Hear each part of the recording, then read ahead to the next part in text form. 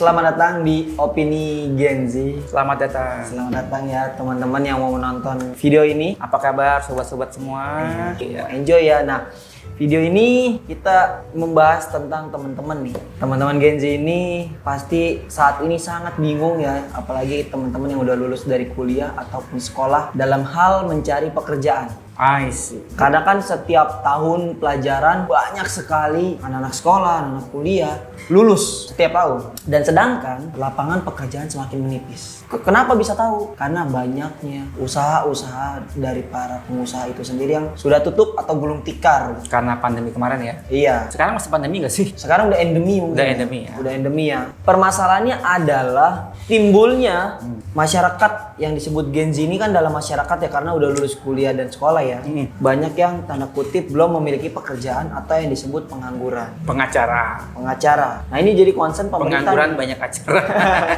Yang jadi concern pemerintah ini. Oke, Ya kan oke. bingung juga gitu. Ini masyarakat banyak tapi nggak ada yang kerja dan mereka juga butuh makan, mereka butuh hidup. Rata-rata anak Gen Z ini pasti membuka sebuah usaha. Usaha UMKM kecil-kecilan lah gitu. Masih. Baik online shop ataupun secara offline kafe-kafe segala macem. Tapi kan di situ harus punya modal kan. Iya pasti. Nah biasanya kendala Gen Z itu adalah pengalaman. Biasanya kan dari lulus Kendalanya tersebut. pengalaman. Iya, pengalaman misalkan dalam sebuah bekerja ataupun membuka usaha gitu. Yang lihat teman-teman atau yang punya usaha maju, anak Gen Z ini menceburkan diri usaha atau bekerja, itu kan harus belajar dulu tuh, nggak langsung bisa. Apalagi anak Gen Z maunya instan nih, kayak mie aja kan harus direbus. Gitu. Nah, kalau pendapat gua adalah yang pertama adalah kita harus merubah pola pikir kita, yang dimana kita akan merubah perilaku diri kita sendiri. Kenapa? Biasanya anak-anak Gen Z ketika bekerja bebannya terlalu overload. Udah langsung mengeluh. Oh, ngeluh. Gue ingin resign deh, atau gue nggak mau ngelanjutin usaha deh. Nah itu yang semakin banyak anak-anak Gen Z yang sampai saat ini belum banyak bekerja.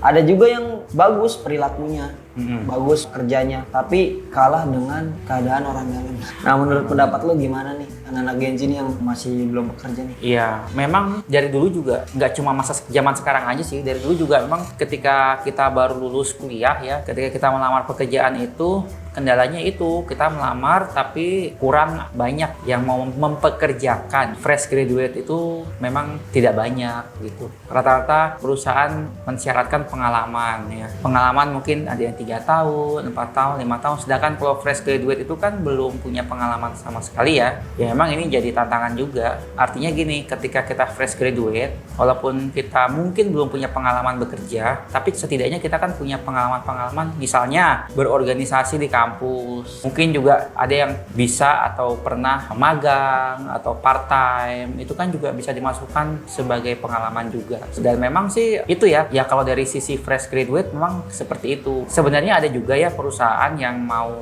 menerima atau mempekerjakan fresh graduate. Biasanya sih mereka ada program-program development ya.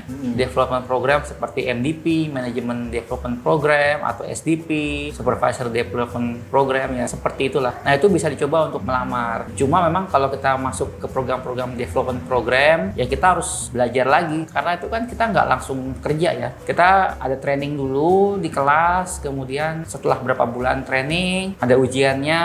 Nah setelah ujian, baru bisa ikut OJT, on job training. Dari OJT itu biasanya sekitar 1-2 tahun. Nah setelah lulus OJT, baru mereka bisa tanda kutip sah bekerja di perusahaan itu sebagai pegawai full timer. Statusnya sudah tidak trainee lagi. Lalu kemudian setelah bekerja diterima sebagai pegawai tetap, atau mungkin nggak juga pegawai tetap, mungkin pegawai dalam Honor lah ya, honorary ya, honorer.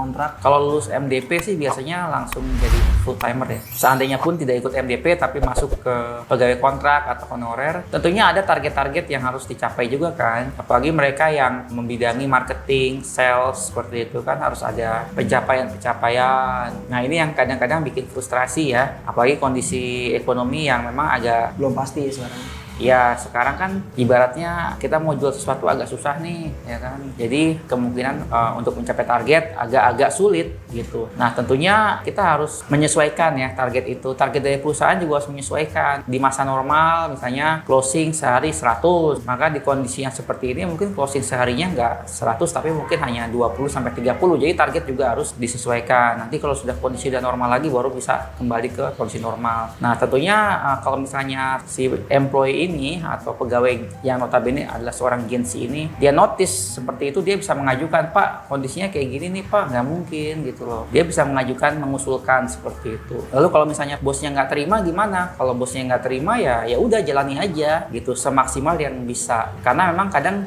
pimpinan itu menargetkan setinggi mungkin, tapi pasti tetap ada baseline-nya yang harus dicapai. Jadi nggak usah khawatir, yang penting tetap berusaha aja. Dan ini memang banyak sekarang orang yang tertekan, frustrasi ya, stres gara-gara dikejar-kejar target. Tapi nggak usah khawatir ya, nggak usah terlalu dipikirin. Kalau gue kerja di perusahaan ya, gue kan pengalaman di mana-mana. Dikasih target, silakan. Bos mau kasih target berapa silakan. Kalau gue sanggup capai ya gue capai. Kalau enggak ya udah gitu, mau gimana. Gue kasih usulan-usulan, bos nggak bisa gini-gini. Tapi kalau bos nggak terima, ya udah kita tetap usahain. Tapi ya udah realnya seperti apa ya seperti itu. Terserah. Jadi nggak usah terlalu dipikirin. Karena pimpinan kita, bos kita juga kan mereka kan orang yang bisa berpikir kan. Nggak mungkin dia akan memaksakan gitu. Kalau emang dapatnya segitu karena kondisi satu dan lain hal, kondisi ekonomi, ya pasti dia juga akan menyesuaikan juga. Oke, begini loh. Banyaknya anak-anak Gen Z yang belum bekerja tuh ada salah satunya sih gengsi sebenarnya. Gengsi? Iya.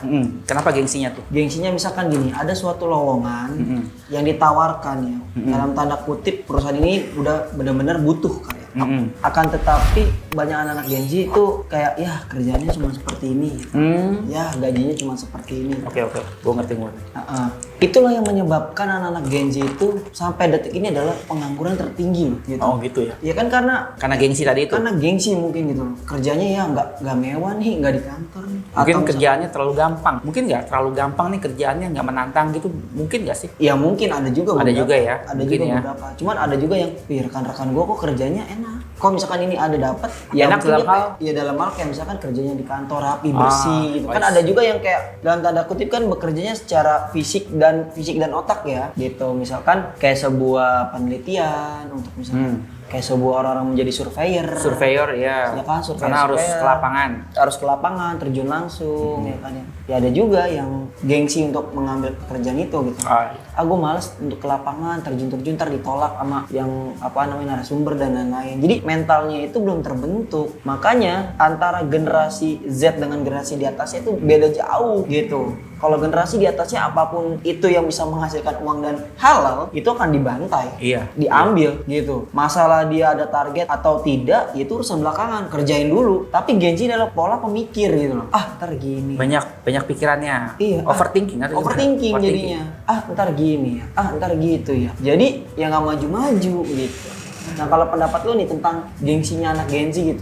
Ya, memang sekarang juga gua rasa banyak orang yang seperti itu ya. Mau kerja tapi pilih-pilih karena gengsi ya kan. Mungkin yang tadi gue bilang, apakah mungkin pekerjaannya terlalu mudah? Kalau gue sih dapat pekerjaan yang lebih mudah dari kualifikasi gue malah senang. Artinya gue nggak perlu capek-capek kan, kerjanya gampang kan, gue digaji juga. Tapi kalau misalnya masalah gengsinya itu karena mungkin yang diinginkan adalah kantor, ruangan ber-AC seperti itu ya. Ya rata-rata sekarang ruangan kantor juga udah ber-AC ya kan. Jadi gue agak bingung juga maunya tuh yang seperti apa, mau lingkungan kerja yang seperti apa. Kalau cuma sekedar ber-AC pun harusnya nggak masalah. Sekarang kantor mana sih yang nggak pakai AC ya kan? Nah, gue khawatir ya karena sekarang ini masif sekali pemberitaan atau juga sudah banyak beredar di YouTube mengenai lingkungan kerja yang ada di startup atau yang seperti Google ya kan. Google kan lingkungan kerjanya asik tuh, nyantai, ya kan? kayak nggak bekerja gitu. Kayak nggak kerja, mau makan apa gratis, mau makan snack gratis, mau main game ada. Terus juga interiornya juga menarik ya kan. Mau yang suasana office ada, mau suasana relax cozy ada ya kan. Memang kalau yang kita inginkan adalah lingkungan kerja seperti lingkungan kerja di Google atau di perusahaan-perusahaan ternama, katakanlah mungkin Apple ya kan. Lalu kita bandingkan dengan perusahaan-perusahaan yang ada di sini, ya pastinya nggak semua perusahaan itu can afford such a working environment gitu kan. Karena untuk mengadakan ruangan kerja yang seperti itu juga perlu dana yang besar, pengadaan untuk renovasi interior ya kan, menyediakan beragam fasilitas untuk para pegawainya seperti itu. Dan tidak semua perusahaan mampu untuk membiayai itu. Memang ada perusahaan-perusahaan besar ya yang memang mampu seperti itu, tapi nggak semua gitu. Kalau kita mau menuntut lingkungan kerja seperti itu ya otomatis lama-lama kita nggak akan kerja di mana-mana. Ya gitu. karena kan lapangan pekerjaan sekarang udah semakin sempit gitu. Iya. Jadi jangan milih-milih lah. Jangan milih gitu. Apapun pekerjaannya yang halal dan bisa dikerjain ya kerjain lah gitu. Iya. Ya kalau memang jurusannya misalnya S1 marketing ya udah kerjakanlah sesuai dengan bidang yang sudah dipelajari. Marketing kan memang ada yang sifatnya analisa ya kan, membuat marketing plan ya. Memang itu dari komponen strategik lalu diimplementasikan sebagai tactical ya kan, salesnya seperti apa. Tapi biasanya yang membuat marketing plan itu biasanya manajer ya. Jadi kalau misalnya fresh graduate baru apply, ujung-ujungnya dia jadi tenaga sales. Dia harus ke lapangan cari customer atau mungkin juga jadi tenaga surveyor gitu kan, yang datang ke lapangan door to door ya kan, seperti itu. Atau mungkin yang kerja sama YouTuber mungkin menjadi kayak semacam asisten untuk mencari lokasi-lokasi syuting ya kan, melakukan kerjasama atau kolaborasi dengan YouTuber yang lain atau mencari endorsan ya kan, administrasi. Itu kan harus ke lapangan, mau nggak mau harus dikerjain. Yang penting gini, kita sebagai fresh graduate ya nggak, kalau gue sih udah nggak fresh graduate lagi.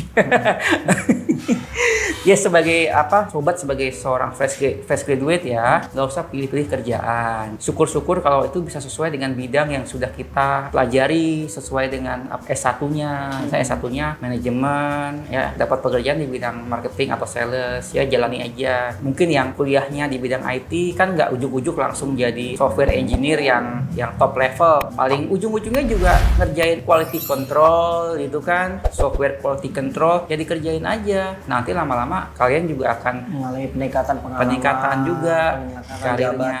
Karirnya gitu. Kalau nggak di perusahaan yang sama, mungkin di perusahaan lain. Jadi nggak usah banyak pilih-pilih pekerjaan.